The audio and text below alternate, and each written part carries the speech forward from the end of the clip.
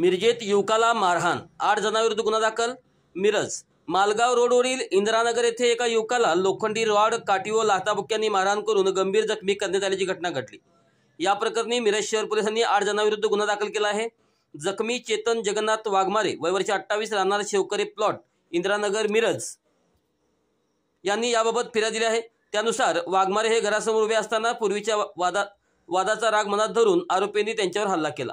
राजा अनिल शेवकरे, प्रणव माई, प्रीतम मारापुरे, अथर्व जगदाळे, श्रीकांत चोरगे, प्रकाश वननावर आणि वेंकी सर्व राणा मिरज अशी गुन्हा दाखल करण्यात आलेल्या आरोपींची नावे आहेत. हल्ल्यात वाघमारे यांच्या डोक्यात, दोन्ही हातावर आणि पायावर गंभीर दुखापत झाली. पोलिसांनी गुन्हा नोंदवून पुढील तपास सुरू केला आहे.